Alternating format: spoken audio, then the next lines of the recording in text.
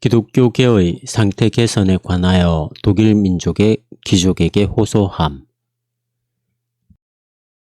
교회의 바벨론 포로와 그리스도인의 자유보다 앞서 1520년에 씌어진 이 저작에서 루터는 교회가 스스로 개혁하지 않으려 하기 때문에 귀족이 교회를 개혁하기를 요청하고 있다.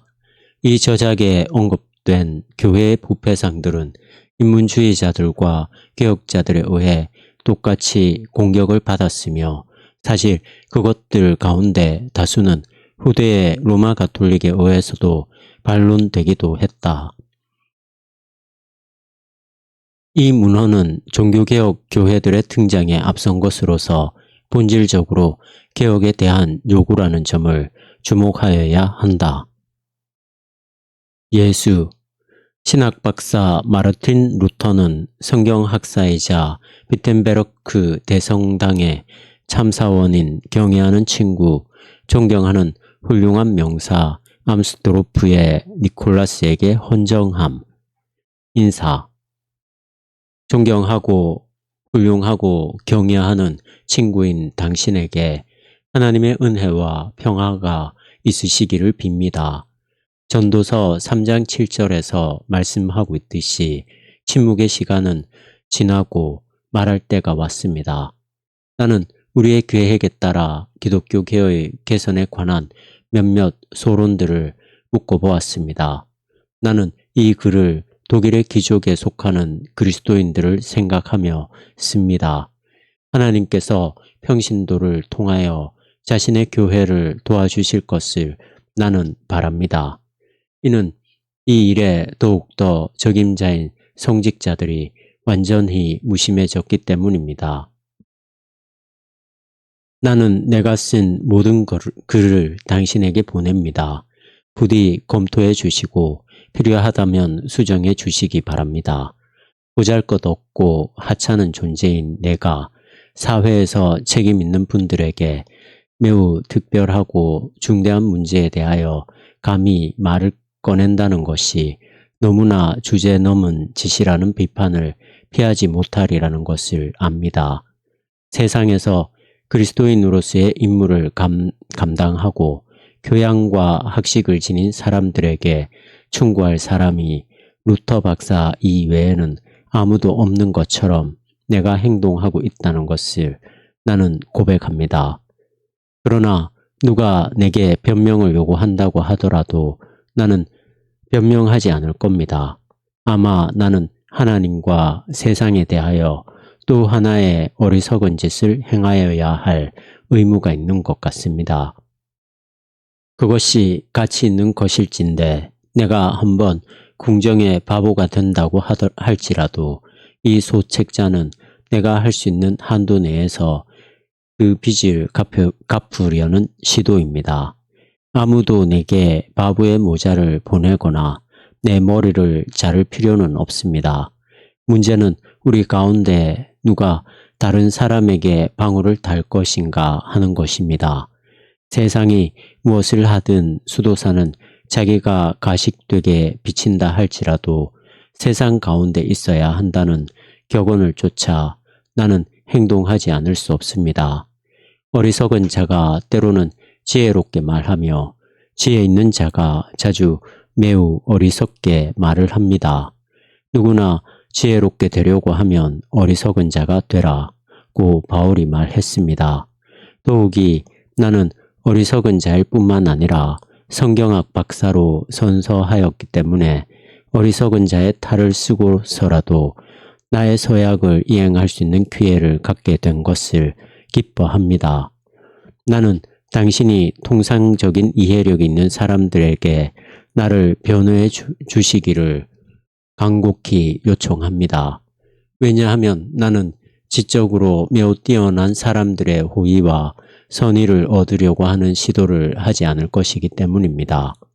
나는 종종 그렇게 하려고 몹시 노력을 하였습니다만 이제 다시는 그러한 것을 시도하지도 않고 신경을 쓰지도 않을 것입니다. 하나님께서 우리를 도우셔서 우리로 하여금 자신의 영광이 아니라 당신의 영광만을 구하게 하소서. 아멘.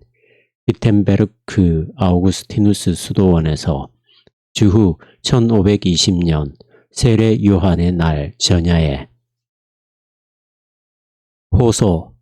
가장 걸출하시고 가장 권능이 있으신 황제 폐하와 독일 그리스도인 귀족에게 신학 박사 마르틴 루터가 걸출하신 폐하와 가장 자비로우시고 고명하신 명사들인 여러분들께 하나님으로부터 은혜와 능력이 있으시기를. 일개 평범한 인간에 지나지 않는 내가 존엄하신 여러분들에게 말씀을 드리고자 펜을 잡은 것은 순전히 건방지고 무모한 자세 때문만은 아니다. 기독교계, 특히 독일에 있는 모든 계층의 사람들은 지금 궁핍과 환란에 짓눌려 있는데 이러한 상황이 나뿐만 아니라 모든 사람을 움직여서 도움을 갈구하며 부르짖게 하였다.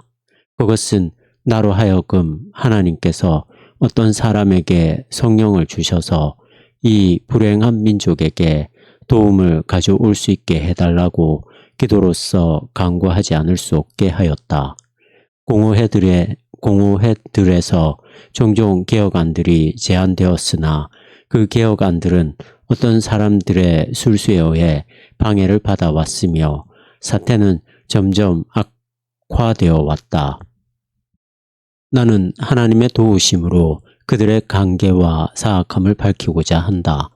일단 밝혀지면 그들은 다시는 그러한 방해를 하지도 못하고 그렇게 해를 끼칠 수도 없을 것이기 때문이다.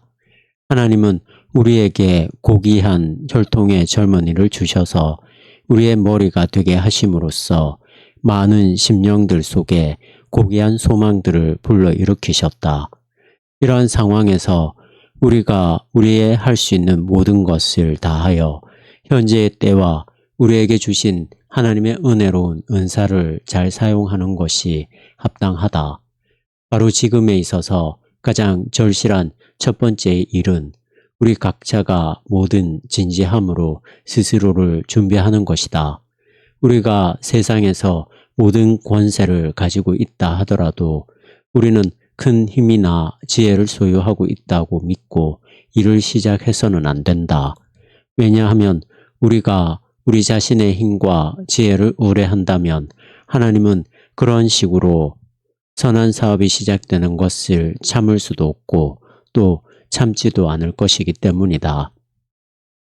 하나님은 시편 33편 16절에서 말씀하고 있는 것과 같이 그러한 교만을 낮추실 것이 분명하다. 많은 군대로 구원 얻은 왕이 없으며 용사가 힘이 커도 스스로 구하지 못하는도다. 이런 이유로 이전 시대의 훌륭한 제후들과 황제 프리드리히 1세와 2세 및 다른 많은 독일 황제들이 온 세계가 두려워하는 교황들에 의하여 수치스럽게도 짓밟히고 억압당한 것이 아닌가 생각한다. 아마 그들은 하나님보다는 자기 자신의 힘을 더 의뢰했을 것이고 따라서 넘어질 수밖에 없었다. 우리 시대에도 생각컨대 프랑스와 독일과 베니스가 스스로를 의지한 것이 아니라면 그 외에 다른 무엇이 피해 굶주린 율리우스 2세를 이와 같이 높이 올려놓았겠는가. 베냐민의 후손들은 자기 자신의 힘을 의뢰하였다는 이유로 42,000명의 이스라엘 사람들을 죽였다. 우리는 우리의 고귀한 황제 찰스 아래에서 이와 동일한 체험을 겪지 않도록 하기 위해 이 문제에 있어서 사람들을 영구적으로 상대하는 것이 아니라 세상을 전쟁과 피로 물들이고자 하면서도 스스로는 홍수에 의해 엄물당하는 것을 피하고자 하는 지옥의 임금들을 상대하고 있다는 것을 분명히 알지 않으면 안 된다. 우리는 육체적인 힘이 아니라 겸손히 하나님을 의뢰하는 가운데 죄악된 사람들이 마땅히 받아야 했던 것 이상으로 고난을 겪고 있는 모든 기독교계의 참담함과 고뇌만을 염두에 두고 열렬한 기도로서 하나님의 도움을 구하면서 이 일을 행하여야 한다. 그렇지 않으면 우리의 노력들은 좋은 전망을 가지고 시작될 수는 있어도 우리가 깊이 개입되게 될 때 악한 영이 분란을 일으켜 온 세계를 피바다로 만들어 아무것도 이루어지지 못하게 할 것이다. 그러므로 이 문제에 있어서 하나님을 두려워하는 자들로서 지혜롭게 행하자. 우리가 하나님을 경외하는 가운데 겸손히 행하지 않으면 우리가 힘을 쓰면 쓸수록 우리는 더 큰 파멸을 겪을 것이다. 이제까지 교황들과 로마 교도들은 마귀의 도움으로 왕들로 하여금 서로 갈등하게 할 수 있었는데 만일 우리가 하나님의 도우심 없이 우리 자신의 힘과 영악함으로만 무장하여 나아간다면 그들은 지금도 다시 그러한 일을 행할 수 있을 것이다.